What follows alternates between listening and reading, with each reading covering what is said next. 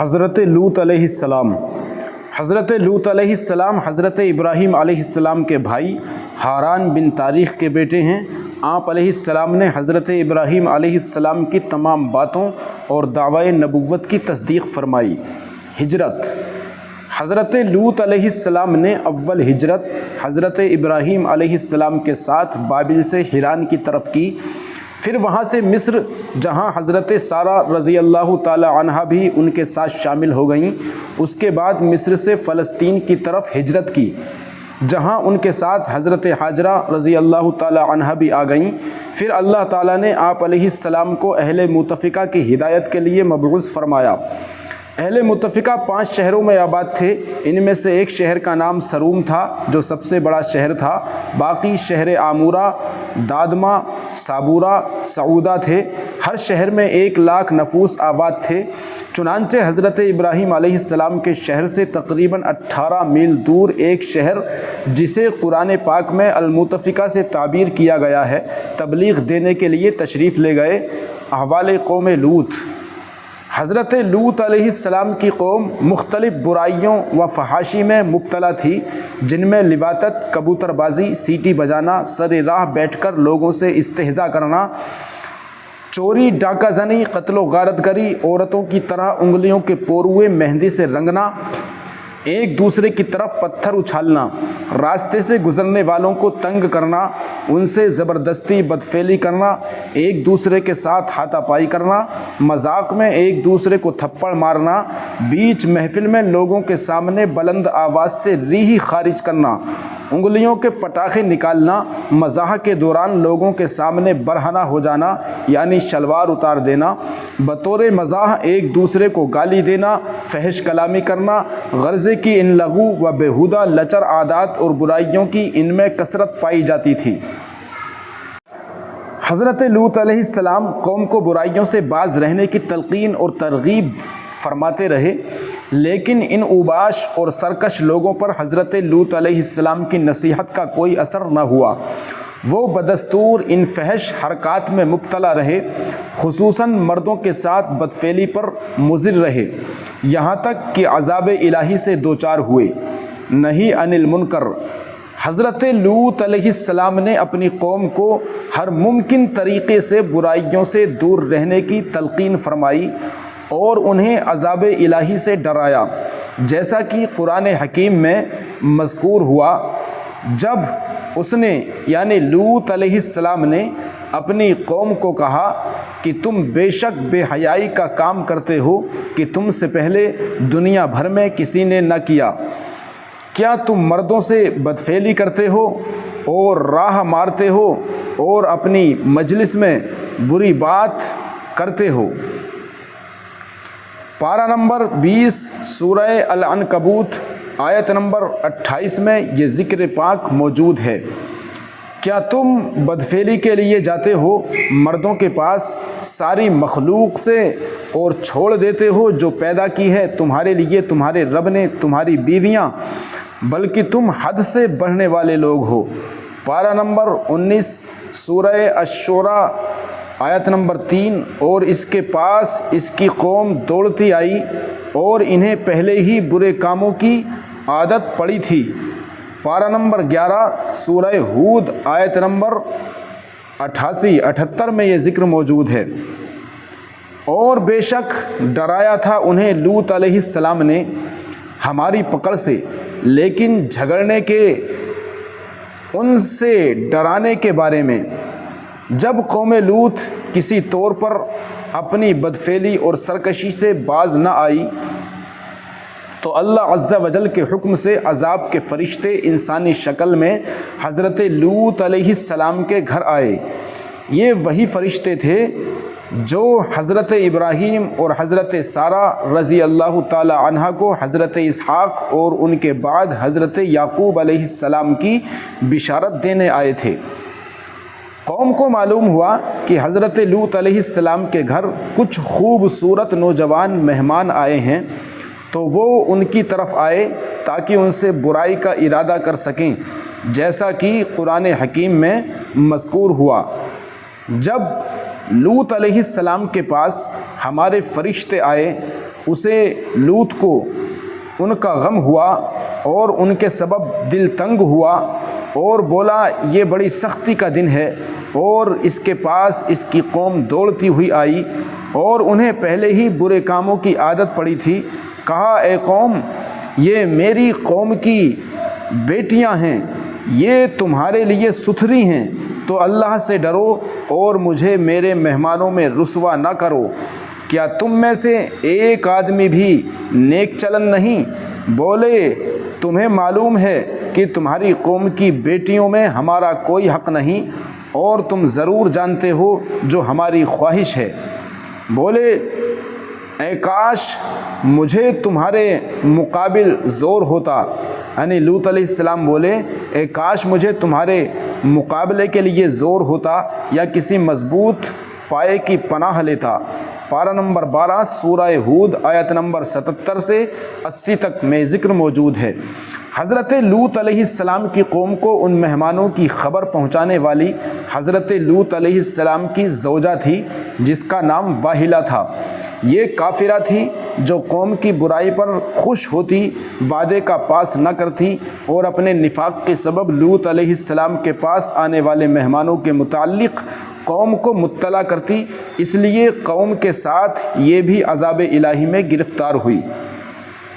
غرضے کی قوم لوط دوڑتے ہوئے حضرت لوط علیہ السلام کے پاس آئے اور مہمانوں کے پاس برے ارادے کے ساتھ آنا چاہا، تو حضرت لوط علیہ السلام نے انہیں سمجھایا اور نصیحت فرمائی کہ تم قوم کی ان بیٹیوں کے ساتھ جو کہ تمہاری بیویاں ہیں ان کی طرف رجوع کرو، ان کا حق ادا کرو، اور نوجوانوں کے ساتھ بدفعلی کی خواہش کر کے بد چلن نہ بنو، اور مجھے ان مہمانوں کے سامنے شرمندہ اور رسوا نہ کرو۔ اپنی قوم کی عورتوں سے نکاح کرو اور اپنی خواہشات نفسانی پوری کر لو اور برے راستے کو چھوڑ دو۔ لیکن آپ علیہ السلام کی ان باتوں کا قوم پر کچھ اثر نہ ہوا، وہ مسلسل مہمانوں کے ساتھ برائی کرنے کا مطالبہ کرتے رہے۔ حضرت لوط علیہ السلام نے گھر کا دروازہ بند کر دیا۔ کافر اس دروازے کو کھولنا چاہتے تھے تاکہ مہمانوں کو بے عزت کر سکیں، لیکن حضرت لوط علیہ السلام دروازے کے پیچھے سے مسلسل انہیں نصیحت کرتے رہے، روکتے رہے اور مدافعت کرتے رہے۔ جب قوم کسی طور پر نہ مانی تو آپ علیہ السلام نے مضبوط سہارے اور پناہ کی خواہش فرمائی کہ کاش میرے پاس تمہارے مقابلے کی قوت ہوتی تو تمہیں مار مار کر بھگا دیتا، یا کسی مضبوط پناہ گاہ کا سہارا لیتا جہاں اپنے مہمانوں کو بحفاظت رکھ سکتا۔ قوم جواب میں آپ علیہ السلام کو برا بھلا کہنے لگی اور آپ علیہ السلام کو اذیت پہنچانے کی دھمکیاں دینے لگی، تو لوط علیہ السلام کے وہ فرشتے جو آپ کے پاس آئے ہوئے تھے، جو مہمان کی صورت میں آپ کے پاس آئے تھے، کہنے لگے اے لوط، ہم آپ کے رب کے بھیجے ہوئے ہیں، یہ لوگ آپ کو کوئی گزند نہیں پہنچا سکیں گے۔ پارہ نمبر 12 سورہ ہود آیت نمبر 8 میں یہ ذکر موجود ہے۔ روایت کے مطابق حضرت جبرائیل امین علیہ السلام باہر تشریف لائے اور انہوں نے اپنا پر زمین پر مارا، جس کے سبب کفار کی آنکھیں بند ہو گئیں، حتیٰ کہ ان کی نظر بالکل ختم ہو گئی، نہ تو انہیں کوئی مکان نظر آتا، نہ کنواں اور نہ راستے کے نشانات۔ وہ دیواروں کو ٹٹول ٹٹول کر گھر پہنچے۔ بدبخت اس افتاد کے باوجود بھی حضرت لوط علیہ السلام کو دھمکیاں دے رہے تھے کہ ٹھیک ہے، کل آپ سے نمٹ لیں گے ہم۔ ابن کثیر میں ذکر موجود ہے عذاب الہی کا نزول کیسے ہوا ان پر۔ فرشتوں نے حضرت لوط علیہ السلام سے فرمایا کہ رات کے آخری پہر اپنے اہل و عیال کے ہمراہ یہاں سے نکل جائیے، اور جب قوم پر عذاب نازل ہو تو پیچھے مڑ کر مت دیکھیے گا، اور اپنے گھر والوں کے پیچھے پیچھے چلنا جس طرح چرواہا اپنی بھیڑوں کو لے کر چلتا ہے، مگر اپنی بیوی کو ساتھ نہ لے جائیے گا۔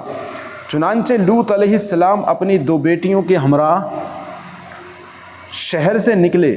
سورج طلوع ہوا اور ساتھ ہی قوم پر عذاب الہی کا نزول شروع ہو گیا۔